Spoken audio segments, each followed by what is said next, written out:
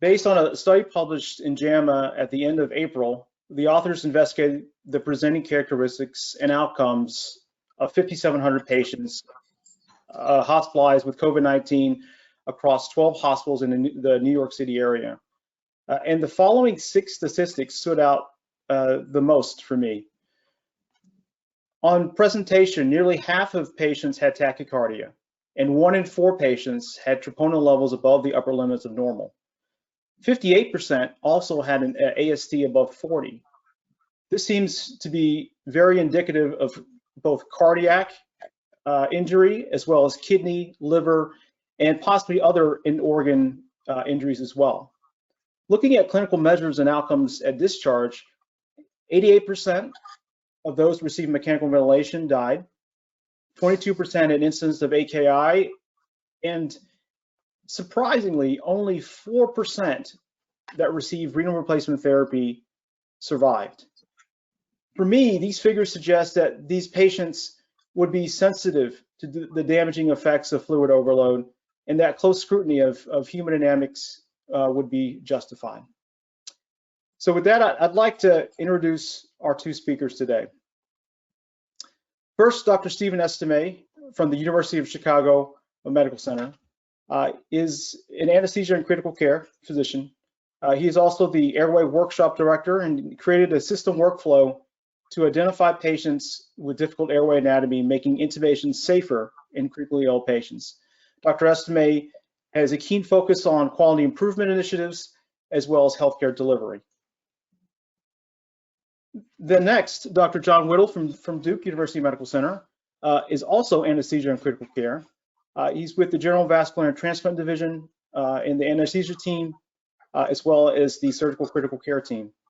His specialized interest in perioperative medicine in high-risk patients and modulating autonomic nervous system to prevent perioperative injury. We're excited to have both Drs. Estime and Whittle with us today. And with that, I'd like to turn it over to Dr. Estime. Thanks. Hopefully you all can hear me. I'm going to see if I can share my, are you able to share your screen so I can pull up? Yes. Okay. So hopefully you all can see my my screen. Can you see that okay? We can. Okay, excellent. Well, I want to thank you all for joining us today, and thank you for having me come out and talk about this really important topic and share my experiences with this pandemic, you know, at the University of Chicago. So I first wanted to just start off and give a you know, 30,000-foot view of the pandemic that we're facing right now.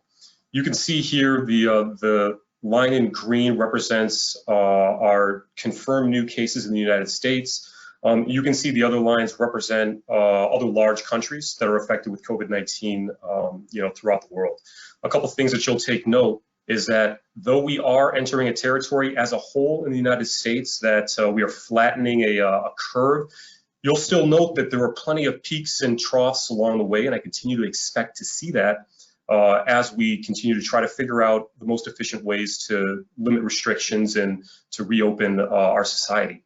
The other thing that's important to note as well is, you know, this is a graph, and flattening the curve refers to confirmed new cases, not necessarily total cases. So though we are flattening our curve, it still represents on average 30,000 new cases that we see each and every single day. So we are by no means out of this situation, out of this pandemic, and probably won't be for, you know, for the foreseeable future.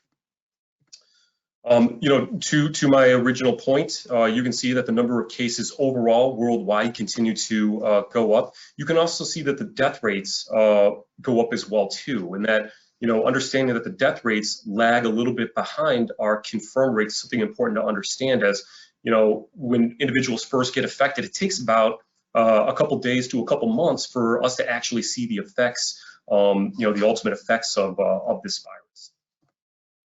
In Chicago, and this data is provided by the Chicago Department of Public Health, similar to what we're seeing throughout the world, we are actually seeing a flattening of this curve as well too.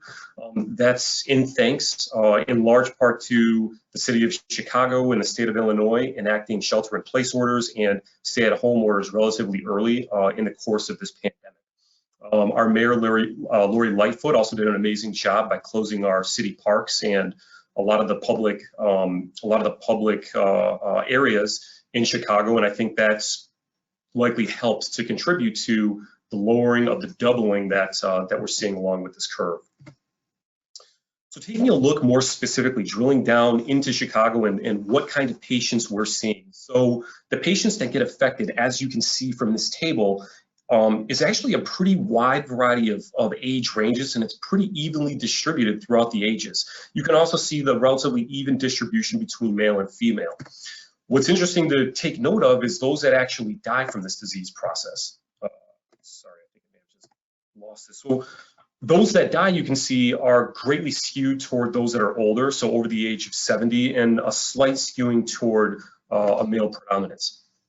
At our hospital at the University of Chicago, this is unpublished data as of right now, we're seeing sort of similar incidences of these things. This is taking a look at the odds-risk ratio of individuals that have been hospitalized versus those that are not hospitalized. And we're seeing, age being a risk factor, being male, African American, interestingly enough, having tobacco use, being morbidly obese, and perhaps not surprising given what we know now.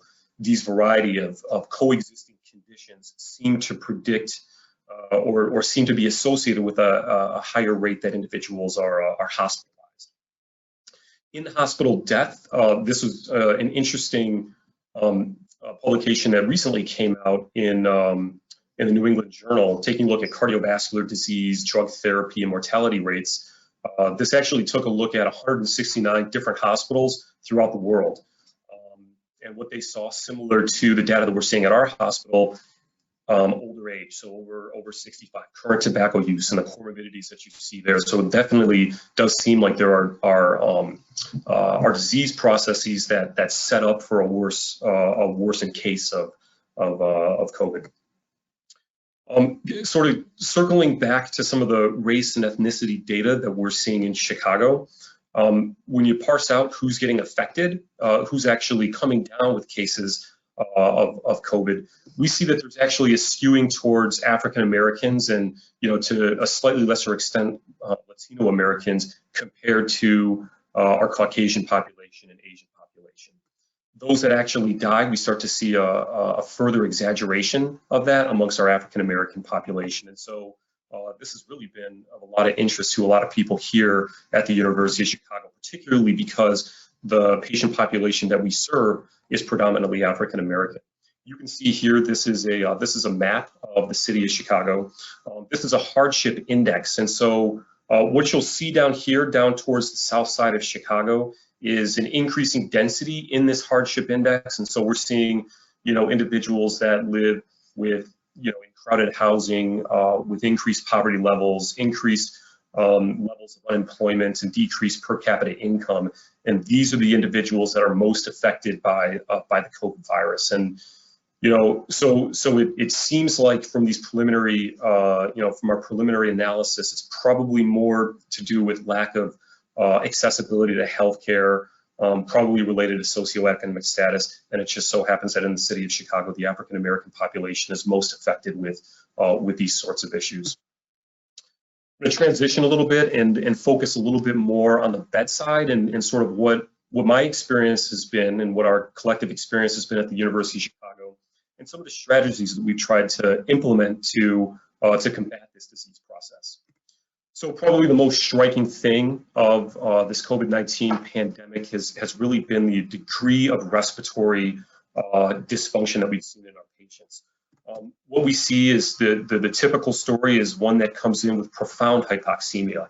It's interesting though, because a good number of these individuals come in and actually look relatively well, so-called the silent hypoxemia, where they come in, they don't look like they're in particular distress, but you put on an oxygen saturation probe and their saturations may be in the 70s or 80s. This is probably because this disease process may be a little bit different in that what we're seeing thus far is you still have a relatively compliant lung, meaning that these patients, at least early on, still have a degree and an ability to, with lung mechanics, to really still take in good tidal volumes and do so at an appropriate rate. So they don't look, when you look at them visibly, like they're in significant amounts of distress for the most part. This is in contrast to the classic pattern that you'll typically see with ARDS, where you are often dealing with lungs that are significantly fibrosed, or there's significant amounts of edema, swelling, inflammation, et cetera, which leads to a stiffer lung physiology. With that, to that point, a lot of these patients are coming in either normocarbic or hypocarbic, as again, their respiratory mechanics itself is relatively well preserved. It's just a significant degree of hypoxemia. And the other thing that we've seen is this can be a rapidly progressive course. So a lot of the care that we've done thus far is supportive, and that's what we do in the ICU, is really try to support organ systems through degrees of significant dysfunction. The playbook that I think most of us are familiar with and what we're doing at this point is using our ARDS playbook. And so, for this disease process, doing things like diuresis and trying to keep at least an even to slightly negative fluid balance in these patients has been what we've has been part of our management strategy. We know that with ARDS management, keeping individuals with a relatively negative fluid balance compared to an overly positive fluid balance tends to lead to better outcomes. Similar to ARDS management, where proning can actually lead to decreases in mortality, we're doing the same thing with this COVID population, and we're seeing significant improvements in oxygenation with this. So much so that we've actually instituted this thing a lot earlier than we often do in our ARDS population. Pre-intubation, we'll often have these individuals go prone. Speaking about intubation, our strategy initially was to have a pretty low threshold to intubate these individuals early on. I'd say for the first week, our threshold was about 5 to 6 liters of nasal cannula before we would go ahead and institute mechanical ventilation via an intubation. What we quickly realized from the Italy experience and then from New York was that if we continue to use that, we could pretty quickly run out of ventilators. And out of that fear, corresponding at the same time with our ability to secure a vast amount of personal protective equipment, we shifted our strategy a little bit. And we actually started utilizing more ventilator alternatives. So things like high flow nasal cannula, helmets, and to a lesser degree BiPAP, and an even lesser degree ECMO, things that we've started to do and that we're doing right now. And preliminary and anecdotally, I can say that we're seeing success. We're still doing the studies right now to actually see whether these things are improving outcomes. Time will tell. Acute kidney injury has actually been a big issue with our patient population, and it's been an issue that has really made management that much more difficult. The etiology for this is multifactorial. I think a lot of these patients are coming in after dealing with COVID symptoms for upwards and around a week at home, which probably includes a component of low PO intake, which leads to hypovolemia on presentation. Compound this with the fact that a lot of our patients either have chronic kidney disease or have risk factors that put them up for acute kidney injury. Combined with the fact that there may be a direct insult of this virus on the renal parenchyma itself, an intrinsic kidney damage that we're seeing from the COVID virus. We know that a lot of our organs, including the kidneys and the heart, have ACE2 receptors on them, and we know that the coronavirus enters into the cells via that, and so perhaps the virus is doing direct damage to this. All of these things, either way, are leading to significant degrees of kidney injury, which are leading to treatment challenges. Always in the ICU, it's, in this patient population in particular, it's a battle of, do you save the lungs? Do you save the kidneys?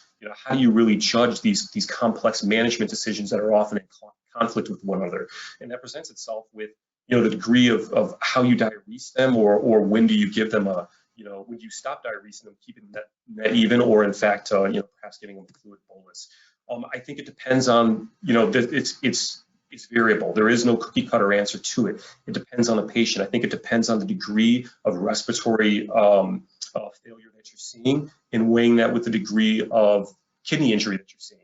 and so that you can figure out a really nice even balance.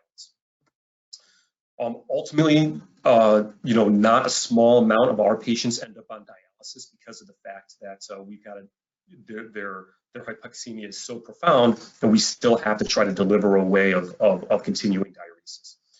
So much so that, in fact, a lot of our patients, when they get to the unit, if we institute mechanical ventilation at the same time, we'll often put down dialysis access in anticipation of using dialysis if and when it's needed.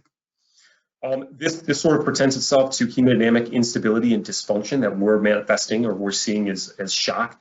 Just like the kidney injury, this is multifactorial in nature, and I think has a component of intravascular depletion that we're seeing for those aforementioned reasons of not only them coming in with low PO intake, but then our management strategies of trying to keep these individuals a lot more negative.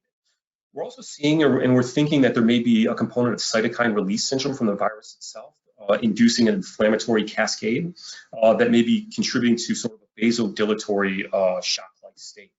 Combine this with the fact that some of these patients either have pre-existing myocardial dysfunction and arrhythmias or develop that because of their critical illness, combined with the fact that in the ICU, oftentimes, given a long enough time period, infections like ventilator-associated pneumonias and bacteremia, will and often do occur. So this really makes, the ability to diagnose and then eventually manage a tricky endeavor. I think, clearly you can do this with a history and physical, understanding what brings the patient in and understanding what their underlying comorbidities can help you to parse out what's going on and what's contributing to the hemodynamic dysfunction. Certainly a bedside physical exam can help you parse out which one of those etiologies are the more overriding feature.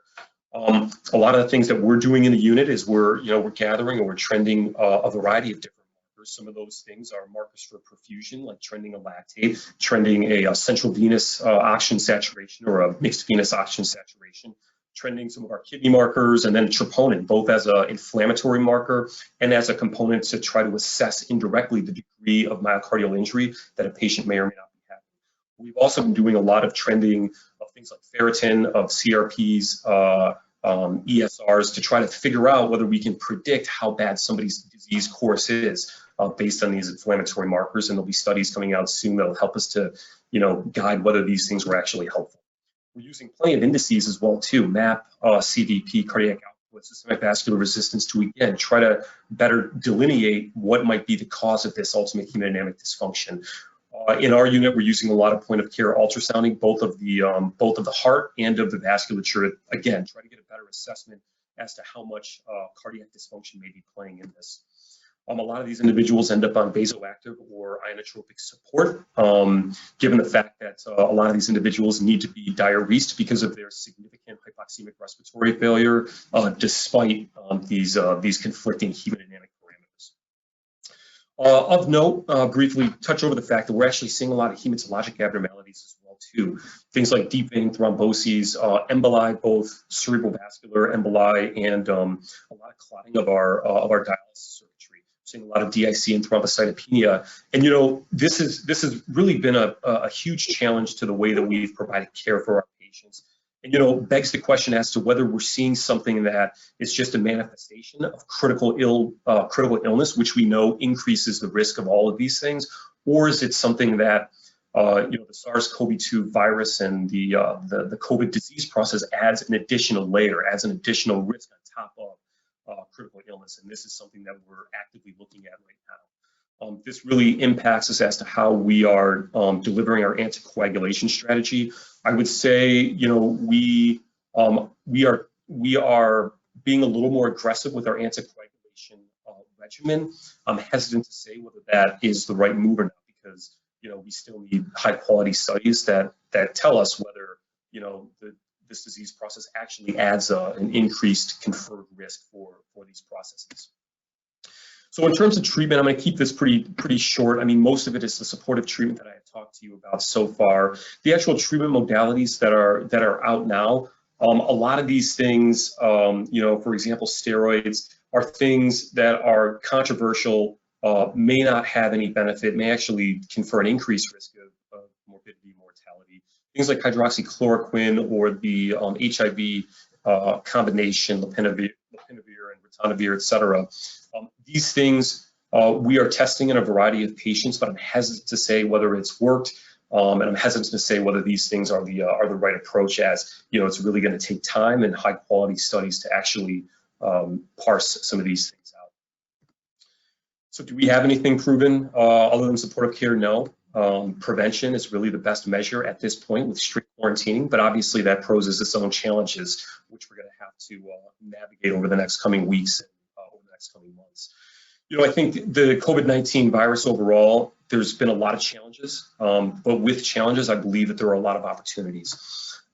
I think some of the challenges that we see are, the way that we interact with patients, particularly critically ill patients, doing direct clinical assessments at the bedside of patients to try to parse out certain diagnoses versus that risk of exposing yourself to that patient. As we know that there have been a lot of healthcare providers that have been affected with this disease process personally and, have succumbed to this disease process. Other issues in terms of personal protective equipment and other utilization of limited resources like mechanical ventilators. I think we're going to really have to rethink our approaches to using these devices. And then finally, invasive or bedside monitors that requires you to be at the patient's bedside versus non-invasive monitors. I think we'll talk about that a little bit more, in the question and comment section. But I think these are things and opportunities that perhaps we need to think more about as we are dealing with the disease process that not only affects our patients, but can have very, very real and direct effects on us. I think that's my last slide. Before I move on, I did just want to sort of my takeaways from the disease process. Again, challenges do lie ahead for us. With challenges come opportunities. I think one thing that this disease process has showed me is that breaking down silos and finding new ways to communicate with each other through online ventures over the phone with Zoom, et cetera, has really been actually a nice byproduct of this pandemic. Rethinking, as I had alluded to, how we deliver care, I think is going to be a continued opportunity. And then, the research opportunities that lie ahead. And with that, I'm going to transition over to my partner, Dr. Whittle. Thank you, Dr. Estimé. Dr. Whittle, over to you. Hi. Great. Okay. Can you hear me and see my screen? Hope so. We can. Yes. Great. Okay. Here we go. So thank you very much for having me on your panel today and inviting me to share some of our experiences in North Carolina.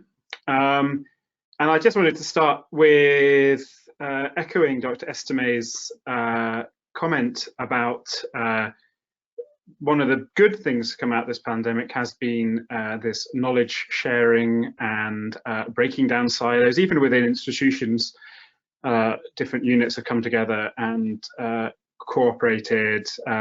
Regionally, we've been having regular telephone conversations and Zoom meetings to understand practice locally, and of course international experiences have been helpful.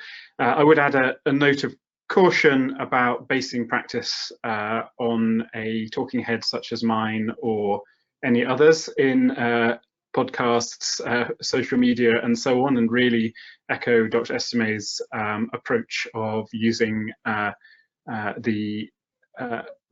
higher quality published material as possible as the basis of practice, and really not reinventing the wheel. So on that, I'm going to take us to North Carolina, where I'm based. Obviously, I'm not from North Carolina. I'm from the UK, where I trained, and I've been over this side of the pond for 3 years. And we have a different situation in North Carolina. The general situation is our urban density is lower than, we don't have a Chicago or New York in North Carolina. In the bottom right of this slide, you can see the sort of spread of cases across the state, and the red circle is the area that Duke finds itself in. There are 2 other large health systems in this area as well, and some of the biggest cities around here. And the other large area that's been strongly affected is down around the state capital, Charlotte. Again, the graph on the left here is actually just my own graph I've been plotting every day since this pandemic started of cases in North Carolina. This is cumulative, not new cases. And of course, if you really want to see the curve flattening, as Dr. Estime already says, you need to be plotting new cases. This yellow curve is the total for the state. The blue line is our particular health system numbers of positive cases, and the red line is the death toll so far in North Carolina. And on the top right here, we can see, current hospitalizations probably gives you a better idea of curve flattening as we're hovering in the 500s across the state currently. So again, I'm not going to reinvent the wheel. Dr. Estime described, socioeconomic conditions, certain racial profiles in severity of illness, and from our local institutional data, that seems to reflect it. Of particular interest in North Carolina has been the impact on institutions, and certainly at Duke, we've very strongly suffered from that. We have a couple of large nursing home and residential care facility companies nearby where the virus has ravaged their institutions, and we have a very large federal correctional facility near us, 5,000 inmates, including a inpatient hospital where they have provided a lot of our cases. And just on the left here, out of interest for a similar season in North Carolina, the percentage of ED visits for COVID-like illness compared with previous seasons, so over and above the flu and other respiratory illnesses. So what about locally at Duke? Well, in total, we're not New York, we're not Chicago, so our total number of hospitalizations has been lower, but of those who have been hospitalized, 41% have ended up in the ICU. The average ICU duration so far is 7 days, but that will change as there are quite a few patients who are staying for longer. We've had a few on ECMO, and of those hospitalized, 61% have ended up ventilated, with a total vent days for all the patients, 634, which is about 10 days on the ventilator per person average. Now, Dr. Estime ran over a very nice broad overview of the issues that I think have been pretty universal across all hospitals seeing these COVID patients. And really, he also mentioned the usage or the importance of using, your basic playbooks and intensive care approach, and a broad-based approach with the specific challenges of COVID, which often involve the getting in and out of the rooms, the rapidity at which new medications can be administered, the transport of patients from one area of the hospital to another, the availability of PPE, etc. So really our approach has been index assessments of patients by minimized staff numbers with ongoing trending using advanced monitoring, be it hemodynamic or other. I've chosen a couple of case studies mostly just to act as a springboard for discussion later, not because these represent all COVID patients. In fact, if anything, they are outliers, but also they will allow us to just have a think about some of the specific challenges in COVID. So the first case is an interesting enough case. It's a 46-year-old male who is a field worker. He presented with a several-day history of shortness of breath, hypoxic respiratory failure. He actually had quite a high workup breathing. He wasn't one of these happy hypoxics we hear about, and to the extent that he was intubated in the ED. His chest x-ray showed the normal signs that we're seeing in COVID with these bilateral pulmonary infiltrates. He was pretty febrile. He was up at more than 40 degrees centigrade. And he'd had a few days history of gastrointestinal upset, which seems moderately common, feeling weak and short of breath. And of note in his presentation labs, his creatinine was 7, and he had been anuric for greater than 2 days on his report. So he was referred for urgent renal replacement therapy.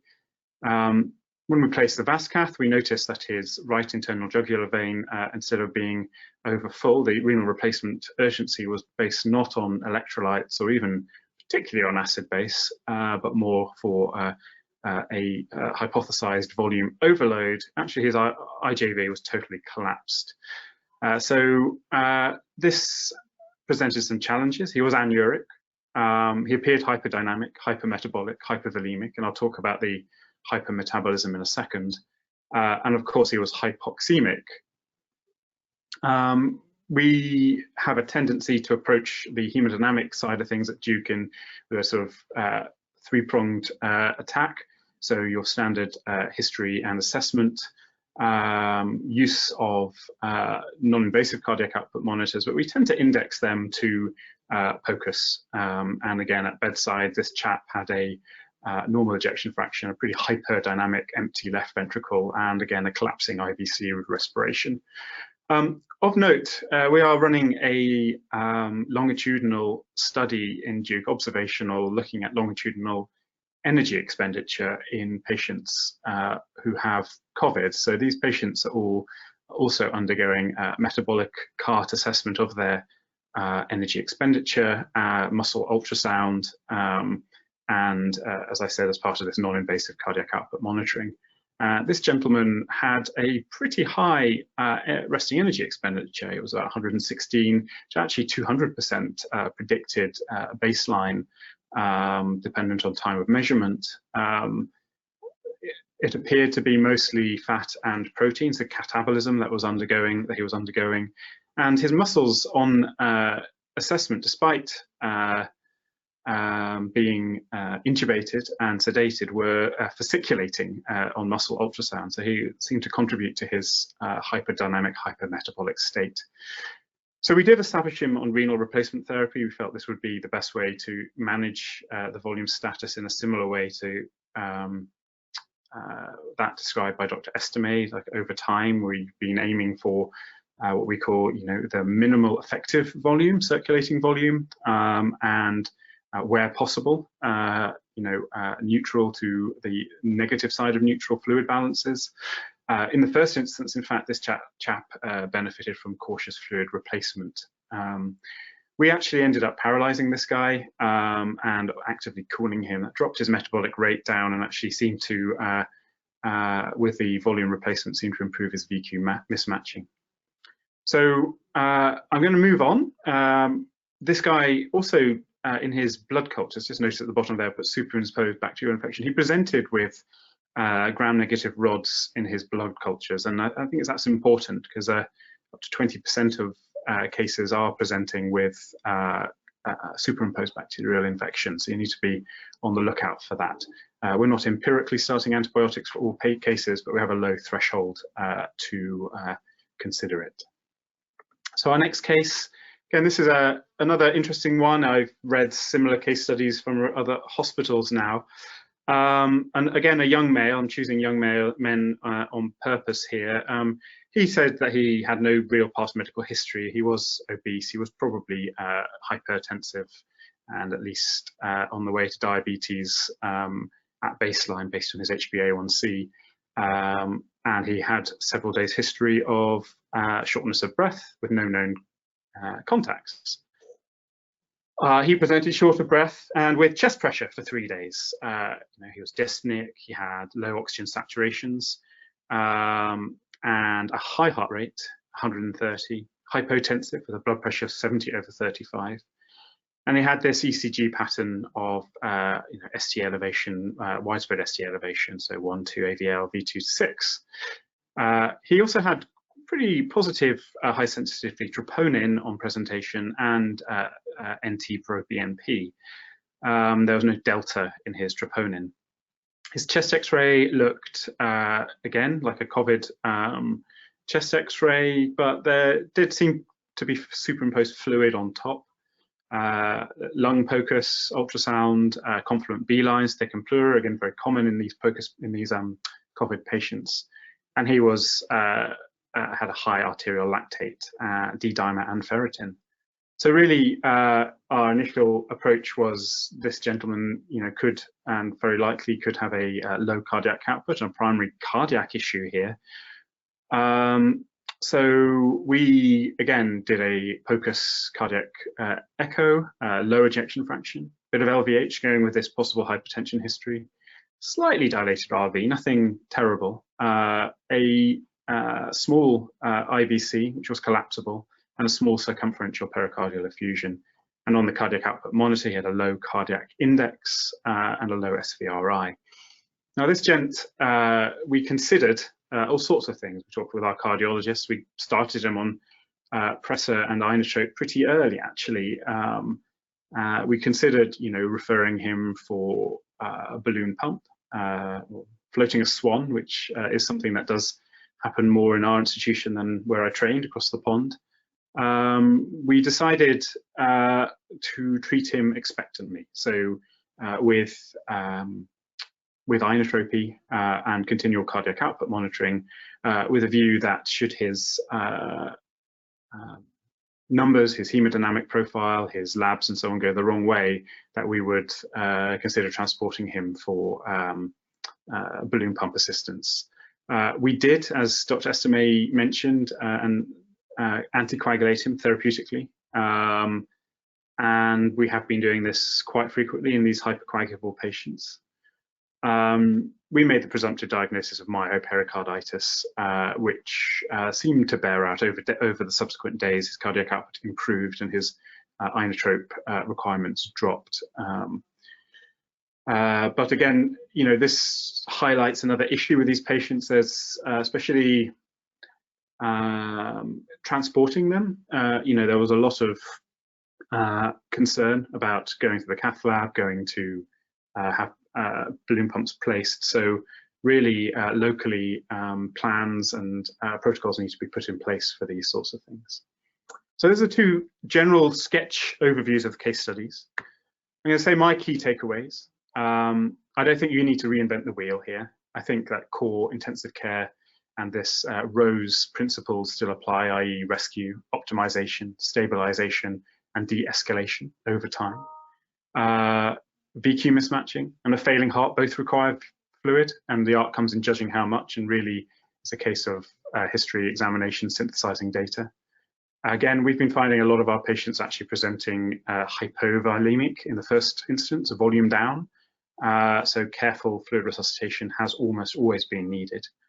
In our study, we've noticed ranges from hypermetabolism to hypometabolism. So I'll just urge you to not forget the mitochondrial usage end of the oxygen cascade and the DO2 cascade. History and examination remain core skills. We've been finding POCUS extremely useful in managing these patients. There are issues with POCUS when in the prone position, but they don't spend all day prone. Don't forget that primary pump failure can be the cause of your shock in these patients. And as I said before, we're generally aiming the dry side of even.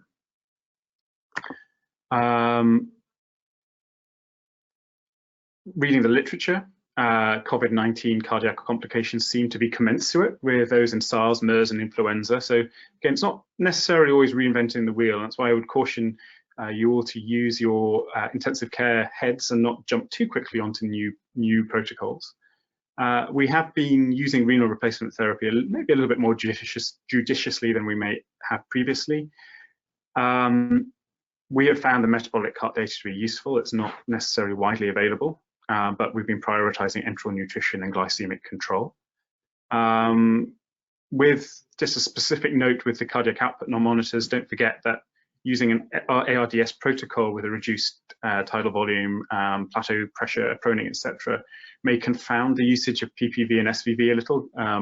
It's not necessarily as accurate with tidal volumes below 8 mils a kilo. So POCUS is helpful as a way of fixing a hemodynamic point onto your graph. And you can also consider watching for drops in stroke volume during lung recruitment maneuvers of up to 30% and so on. That will also give you an idea about intravascular volume status.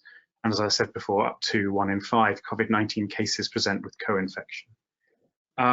And on the subject of not reinventing the wheel, there are current guidelines from the Surviving Sepsis Campaign, Society of Critical Care Medicine, and European Society of Intensive Care Medicine on hemodynamic measurement and management in these patients. And again, they recommend use of dynamic parameters over static parameters to assess fluid responsiveness, using conservative rather than liberal fluid strategy, which is pretty common. The use of crystalloids over colloids, the use of norepinephrine as a first-line pressor, targeting maybe slightly lower MAP targets than we're used to, 60 to 65. And they're also suggesting the use of dobutamine in addition to norepinephrine in the case of shock with cardiac dysfunction and persistent hypoperfusion. And again, that's up for discussion.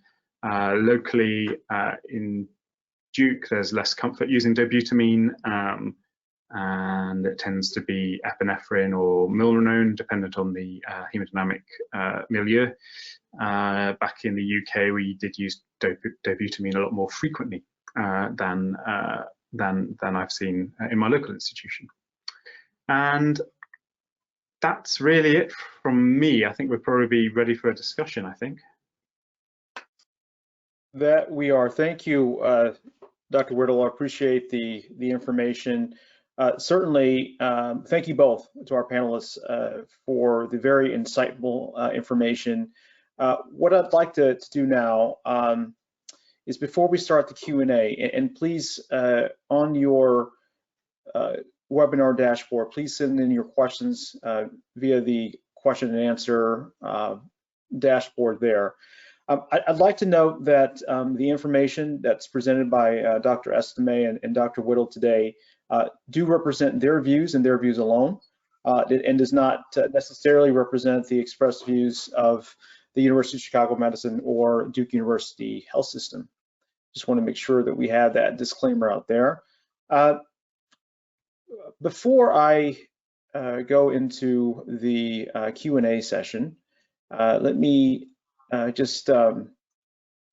like to just have a few reminders here. The first being that the Radium Medical's no-cost 90-day loaner program for the COVID-19 pandemic response that Mark had mentioned earlier is an important program to provide hemodynamic monitoring for the COVID-19 response and for the patients involved. Any additional information, here's the contact information for two people at Radium Medical, David Heeperink and Mark Semmel. Secondly, this is the second webinar in a webcast series. The first webinar recording is available at radiummedical.com under media and webinars, as you can see there on your screen. And the recording for this webinar will also be available possibly as early as tomorrow. And lastly, there is an Argos app by Radium Medical that's coming soon. It will be available on both the Apple's App Store as well as the Google Play Store. There will be a press release made, an announcement made when that app is officially available. Okay, so to start with the questions, and a number of them are coming in here. I'd like to open this up really to both panelists, but perhaps we'll start with you, Dr. Estimé. You had mentioned the use of trending markers and in your treatment approach, trending of various different markers and lab values.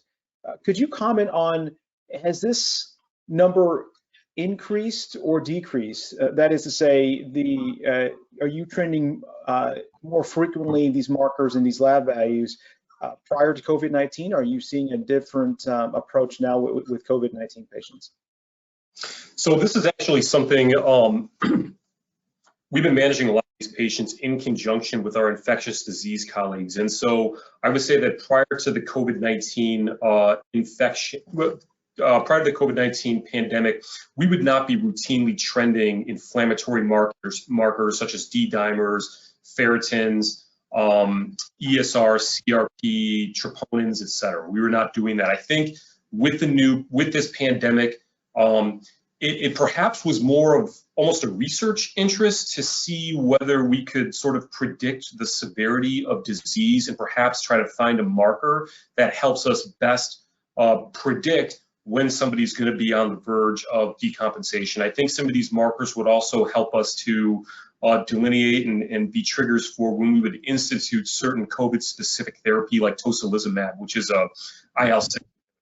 You know, I say that very cautiously because I don't personally think that that should be standard of care. We would do that daily to check it more for academic interest. I don't, and you know, when I looked at that anecdotally, I honestly don't think I reliably saw certain inflammatory markers in their ability to predict a patient's eventual course, either with respiratory failure or with kidney dysfunction, et cetera. So I would say that it's an academic trending. I would not necessarily recommend it without actually having it thoroughly studied. It's not necessarily dangerous, I would say. So if that's a study undertaking that you want to, I'd say, you know, I have that. I'd love to learn about it. Does that answer the question? It does. It does. Absolutely. That's very. Thank you. That's a great response. Dr. Whittle, your thoughts on the frequency of trending markers and lab values pre and post COVID? I mean, there's overlap with what Dr. Estomé says. So at Duke, we up till recently did not routinely measure CRP, for example, as part of the workup of patients coming to ICU. Again, back where I come from, CRP is much more frequently sent, maybe oversent. The question with D-dimer, ferritin, fibrinogen, etc. So we are trending the fibrinogen D-dimer PT, PTT more frequently than we may have done pre-COVID due to this perceived uptick in thrombosis and thromboembolic complications associated with it. In fact, we developed a local protocol in conjunction with our hematologists for that. So I think a lot of what has happened in COVID has been lowering the threshold of suspicion for abnormalities to be present in these maybe less frequently sent labs in other contexts. Okay, that makes sense. Thank you. Related to that question, we have a question about use of procalcitonin. Thoughts, preferences? So procalcitonin, again, so for us at Duke, is actually not easily available. So we have to send it off to another medical center, which I won't name, to get it. Procalcitonin classically is not positive. When I say classically, COVID's a new disease, but is not positive in simple COVID infection. Bacterial co-infection, as I mentioned, is pretty common, but we're using the traditional methods to detect that, i.e. blood cultures, BAL, et cetera, et cetera. So I haven't got a large experience of using it, but I haven't felt the lack so far. Okay. I'll have to unfortunately echo Dr. Whittle's point there. University of Chicago, our turnaround time on a procalcitonin could be anywhere from 3 days to a week since this lab send out tests. So it's incredibly unhelpful. So unfortunately, we have not had that. We have not been able to sort of study our experiences with that. Okay, great, thank you. The next question asks about, it seems that there's a number of case series showing a high incidence of shock. And the question is, what is your approach to deciding when to resuscitate with fluids and or pressors? And how do you monitor the results of these interventions? Dr. Whittle, your thoughts? So yeah, there are quite a few patients presenting with shock, and my approach is pretty classical. So history, you know, how many days have they been sick? Have they been febrile? Have they been anorexic? Have they been drinking, eating as much as normal? Do they have any coexisting medical conditions that could heighten my sensitivity to the shock being primary cardiogenic rather than distributive. On examination, the ICU handshake, I call it. Put my hand on their foot as I walk into the room, and that gives me most of the information that I need to form my hypothesis. Skin quality, normal examination, if awake or able to, are they thirsty? Use of advanced tools to confirm or refute my diagnosis. So POCUS, again, as I said before, I found extremely useful for delineating what kind of shock, even if it's a mixed picture. So, because lots of these patients are hypertensive, pretty much 8 out of 10 of the POCUS results we write in the notes are thickened left ventricle, empty with IVC collapse. What I'm really specifically interested in is there any side of right heart dysfunction on that POCUS, which is reasonably common and will definitely change my management approach. Mm-hmm. I think I'll echo Dr. Whittle's statement again. I think our management strategy is, particularly when we're not confident on the etiology for the hemodynamic dysfunction or the shock, et cetera. We're pretty quick to, in addition to obviously physical examination, sort of lab trending, et cetera, we're pretty quick to use point of care ultrasounding of the cardiac structure, more so as, to make sure that it's not, myocardial dysfunction, it's not some kind of, evidence for a pulmonary embolus or, again, acute right-sided heart failure.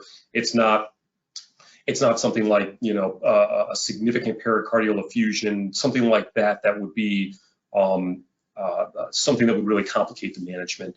In my decision to, as to whether I'm going to give a little bit of fluid, honestly, I think a lot of that depends on how bad the degree of respiratory failure is. I mean, if this is somebody that is, on high flow nasal cannula and is, upwards and around 100%, and I think that I could get them through if only I just give them a couple more days, and I could perhaps prevent, needing to put them on mechanical ventilation, then I may be a little bit more aggressive with my, or I may not give them fluid. I may even diurese them and just try to temporize with vasoactive agents. If this is somebody who is actually doing a lot better, or if they're already mechanically ventilated and their FiO2 and PEEP are relatively low, then I may give a bolus in order to come down on my hemodynamic support pressors, particularly if I'm noticing that, or if there's concern for end organ dysfunction as a result of poor perfusion. Yeah, okay. I'd echo that. I think I go for the minimal effective volume, I think we call it, i.e. looking for those signs of end organ dysfunction. We use central venous sats, as Dr. Estime mentioned, trending lactates. But sometimes it's kind of, as Dr. Estime mentioned earlier, which organ are you going to sacrifice, kidney or lung? But yeah, we're trying to sacrifice neither and tread that fine line, but it's not easy. Right, which is consistent with international guidelines advocating for a conservative fluid approach, certainly, and use of dynamic indicators to help optimize therapy. So it makes sense. Speaking of the heart, there more and more evidence is coming out that shows a trend in higher levels of cardiac injury, as indicated by elevated troponin levels and as such. Two-parted question. One is your thoughts on the influence of pre-existing cardiovascular disease on the COVID condition and progression of disease, as well as your impressions on the amount or number of heart failure cases post-COVID, and who knows what that post-COVID means, but what are your thoughts around that? Well, I'd say, there's more and more coming out of the literature showing that a lot of cardiovascular risk profiles tend to do worse. I mean, they tend, our unpublished data and other data that I've seen has suggested that things like uncontrolled hypertension, coronary artery disease, things like diabetes, which can certainly lead to things like peripheral vascular disease, all portend to worse outcomes in these patients, both in terms of hospitalization, in hospitalization death, these sorts of things. So I think that at least right now, with the data that we have, it seems like these baseline risk factors are significant. I think in terms of in-hospital effects with people perhaps without pre-existing heart disease, I think similar to a lot of critical care, this is not necessarily specific to COVID, but I think with illness in general, it can put a significant degree of stress on the body as a whole, and the heart is no different. And so I don't know if I've seen a lot of acute new heart failure, myocardial injury, et cetera, but I wouldn't be surprised if we start seeing things like that, just if anything, because of their the critical illness that these individuals can get with this disease process. Mm-hmm. Yeah, I mean, I think I agree. Number one, I mean, in critical illness, full stop, it's if you have those predisposing factors, you are more likely to show a troponin leak, undergo some cardiac dysfunction. The real trickiness is dividing or discerning whether the cardiac dysfunction is secondary to septic heart, an inflamed milieu with troponin leak reflecting cellular unhappiness rather than a specific hypoperfusion, or a specific new cardiac event. But certainly when you follow up patients after previous critical illnesses, ARDS or these sorts of things, and measure their physical performance, they are often have markedly reduced physical performance for months to years afterwards, which are often multifactorial, including reduced cardiac performance and reduced mitochondrial oxidative capacity. Makes sense. We're right at 2 minutes past 12, and I want to squeeze in one additional question. I think it's a good one.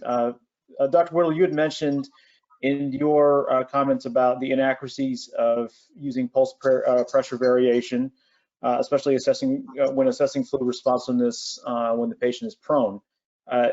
What is your preferences in using fluid challenges? And if you use fluid challenges, how do you perform those fluid challenges?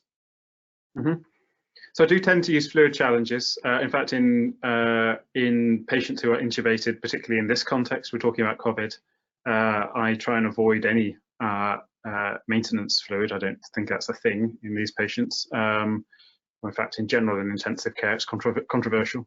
My approach is I do look at the number, honestly, the stroke volume variability or the pulse pressure variability, whichever is at the bedside for my patient. As a goal, if they are proned, I also look at the other whole picture. So what is their central venous saturation? What are the numbers I'm being given for SVRI, and do they fit with what I see in front of me clinically? And so my approach is to target physiological parameters. So either a drop in lactate, a change in peripheral perfusion, so warmth, a change in urine output, those sorts of things, rather than a specific delta in pulse pressure variability.